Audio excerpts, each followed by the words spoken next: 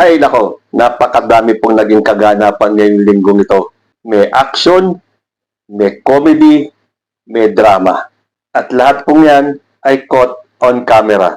So ngayon po, meron akong naipon na 5 videos na gusto kong i-share sa inyo. Reaction na natin. Unahin po natin yung sinabi ni John Vic Remulla na wala pong naging attack na naganap dyan sa Senado. Dahil hindi nga po ba, mariing sinasabi ni Alan Peter Cayetano na sila daw ay under attack. Pero ano po ba ang naging outcome ng investigasyon? Panoorin po natin. Sorry but I don't think there's any question. The Senate is under attack, was under attack. All of you, your lives were in danger last night. I know it's your job to ask a question, but you will tell me, pagka may nagpaputok na warning, hindi under attack yun? My God, we're a democracy. This is the Senate of the Philippines. Please naman. Di ba? Unang-una po, gusto ko pong isaad na pagkatapos ng 6 na araw na masusing pag-iimbestigasyon, paghagila po ng lahat ng available videos, interviews, affidavits, ay marami po kaming conclusion na nakuha. Unang-una po, for the record, all evidence points that there was no attack on the Senate. O hindi ba? Kasi alam nyo, kahit na wala yung investigasyon, alam na po ng majority ng mga Pinoy na ang naganap na shooting incident ay gawa-gawa lamang. Moro-moro, staged, palabas. Kung ano man ang naging rason nila Alan Peter Cayetano para gawin nila yung attack na yan daw, nasa sa kanila yan. Pero sigurado, ginawa yan para guluhin ang Pilipinas, guluhin ang impeachment trial ni Sara Duterte, patakasin si Bato de la Rosa, at kung ano paman ang maitim na balak ni Alan Peter Cayetano. So pinagpilitan niya na under attack daw ang Senado. Samantalang ang unang putok ay nanggaling sa kampo nila kay Mau Aplaska. Mas lalo pong napatunayan na gawa-gawa lang ng kampo nila Alan Peter Cayetano yang ataking naganap daw sa Senado. Pero siyempre, hindi sila papayag ng basta gano'n na lang na mabubuko sila. Kahit nasabi ko nga sa inyo alam na ng taong bayan na gawa-gawa lang to ni Alan Peter Cayetano. Sabi kasi nitong si Mau Aplaska, edited daw yung video. Dahil nagpalabas ng video itong si Remulla At nakita natin na talaga nga naman masasabi na drama lang itong shooting incident sa Senado. At ang sabi ni Aplaska, ilalabas daw nila yung kumpletong video na hindi edited, hindi spliced. Pero naalala ko, a few days ago, parang ayaw ipakita ng Senado yung kopya ng CCTV. Tapos ngayon, na nakakuha ng kopya sila Remulla ng actual footage, sasabihin ni Aplaska, edited, spliced lang daw. At ipapakita nila yung totoo unedited na video ng CCTV. O di sige, okay. Ipakita mo yan. Patunayan nyo na kayo ay under attack. Pero again, kahit na wala itong investigasyon na to, Filipinos know na lahat ng yan ay gawa-gawa lang ni Alan Peter Cayetano at kung sino man yung kanyang mga cohorts. So kahit naggibain pa ni Alan Peter Cayetano yung podium, the Senate is under attack, sila-sila lang po ang naniwala dyan. Doon naman po tayo sa second video. Habang nagkakagulo sa Senado, nandito po si Senator Amy Marcos. Takot na takot, umiiyak, nangangatog, nangangatal. Habang nagla-live siya at blow by blow, sinasabi niya yung kaganapan dyan sa Senado. Panoorin po natin. Ala, pumapasok na silang lahat. Ano ba yan? Bakit nagkakaputukan dito sa Senado? Hindi na ito normal. Ano ba naman to? Talaga bang dadakipin na kami lahat? Bakit kami pinagbabaril dito sa labas habang nasa loob, mapayapang... Hindi po ba? Aba, mapapahiya yung workshop ni Ogie Diaz. Naging katawa-tawa tuloy. Naging laughing stock po ngayon si Amy Marcos. Makita nyo all around social media, ginawa na siyang memes, ginawa na siyang katatawanan. Paano pa naman kasi? Anong bang klase yan? Natatakot ka na, nanginginig ka na, nangangatal ka na. Tapos ganun, ni parang ayaw mong maggusot yung mukha mo. Sabi ko nga ano ba yun? Dahil ba sa botox yun? Hindi na maigalaw yung mukha? Pero sa takot ni Amy Marcos, nakukuha pa niyang ngumiti at parang kinapapa niya yung mukha niya. Teka muna, yung botox ko. Meron pa pong pangalawang video yan na kung papansinin ninyo, panoorin muna natin. Ayoko malasap ang hangin ng asartalo. Sobrang tense na tense dito. Tinatanong sa akin, ba't ako singhot ng singhot? Ayan. Paano? Allergic ako sa pikon. Ayoko malasap ang hangin ng asartalo.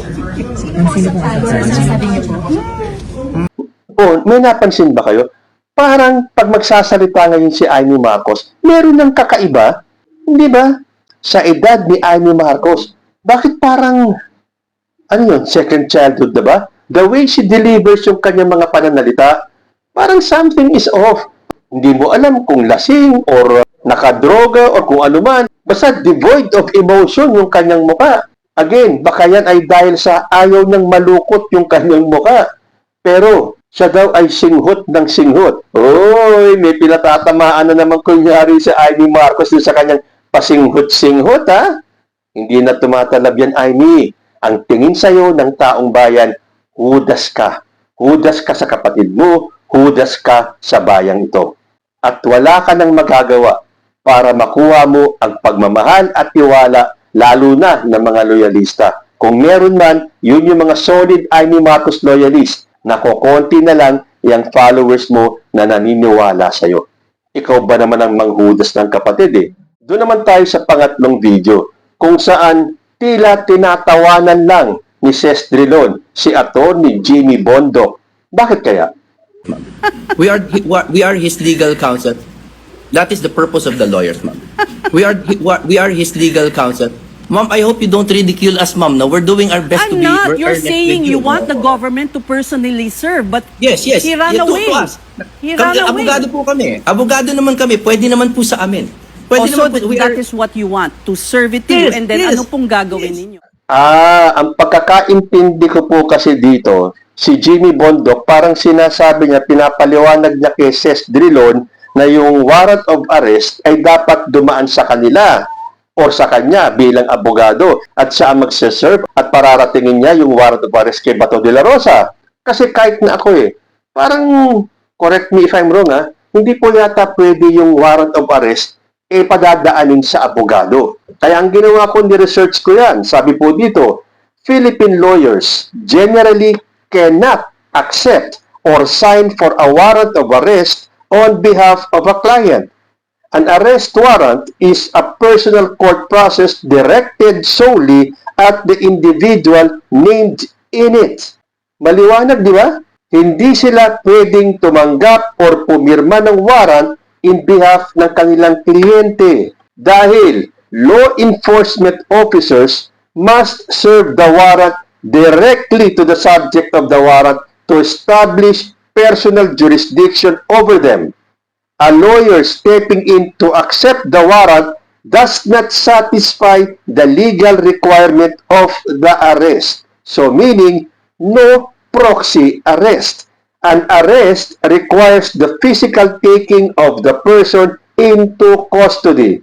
A lawyer cannot be physically detained as a proxy for their client.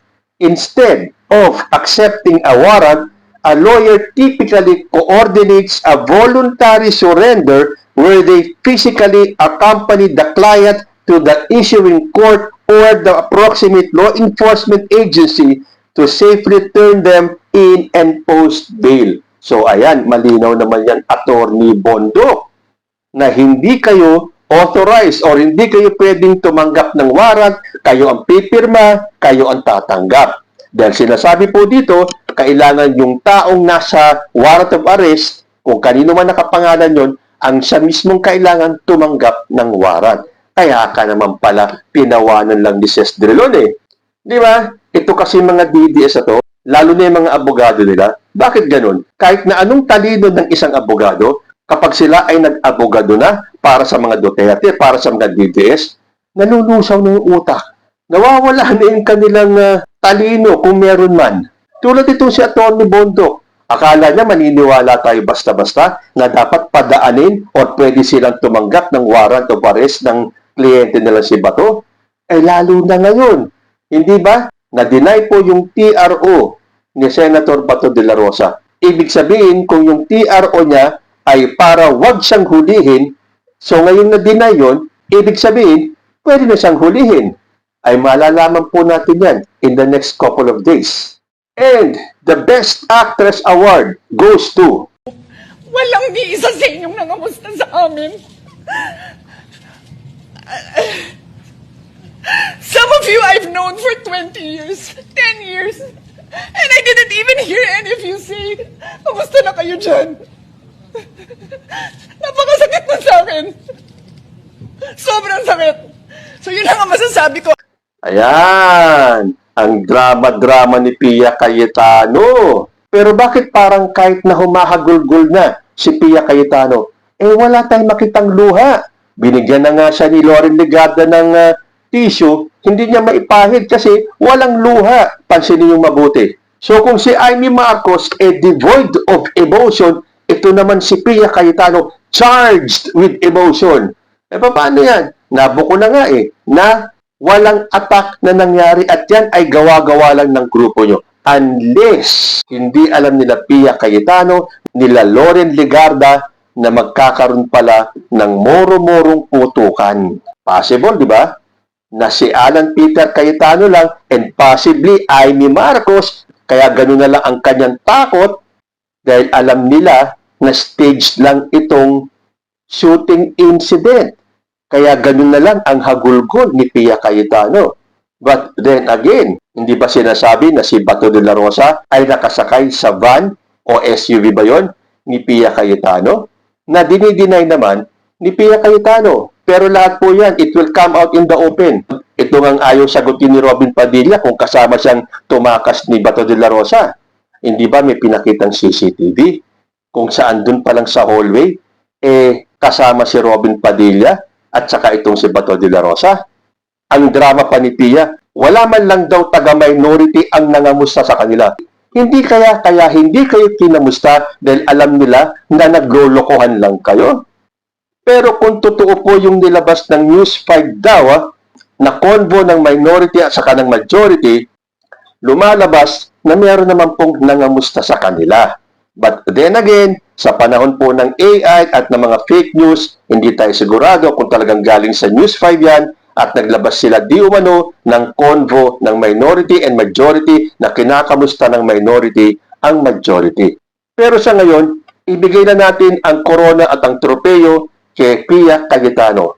Kasi kung magbabasa kayo ng comment section, parang out of 10 comments, isa lang ang naawa kay Pia.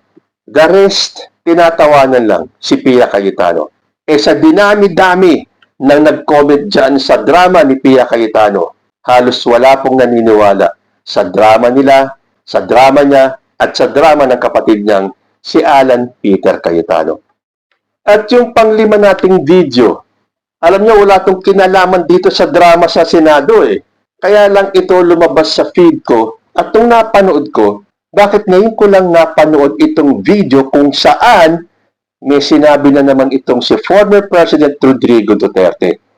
Kaya naman pala. Watch this. There is somebody of the so many billions, maybe, if he can go there in heaven, talk to God, and magpasilbi sila, at bumalik siya dito, at sabihin ng pare, there is God, I will step down tomorrow. No good. Oh, hindi ba? Nakakatakot ito. Tuloy naisip ko. Kaya naman pala ganyan ang nangyari kay Rodrigo Duterte. At nadadamay lahat ng DDS na nakaugnay sa kanya. Pansinin niyo, ano nangyayari kanila sa Sara Duterte? Ano nangyayari sa mga kaalyado ni Duterte? Sa mga vloggers niya? Nahuhuli, nagkakaroon ng kaso, yung mga kaalyado niyang mga senador, itong Duterte, out of the 13, nabasa ko, 11 sa kanila may mga kaso. Tapos nanghihingi kayo ng dasal, ng panalangin para kay Rodrigo Duterte. Ano bang sinabi niya doon sa video? kapag mapatunayan ang kahit na isa sa bilyonis na tao sa mundo na umakyat sa langit, nakipag-selfie sa ating Panginoon Diyos, nakabalik sa mundo at sinabi ng pare na merong Diyos, magre-resign daw si Rodrigo Duterte. Ganyan siya, walang kapanipaniwala sa ating Panginoon Diyos. No wonder na sabi niyang, God is stupid. Ngayon, ano ang nangyayari kay Rodrigo Duterte at 10 ng kanyang mga allies and family? Nako, nakakakilabot. Mapatawad pa kaya ng Panginoon Diyos si Rodrigo Duterte? So, hanggang dito na lang po muna tayo. Hanggang sa susunod pong mga issues. Maraming salamat po.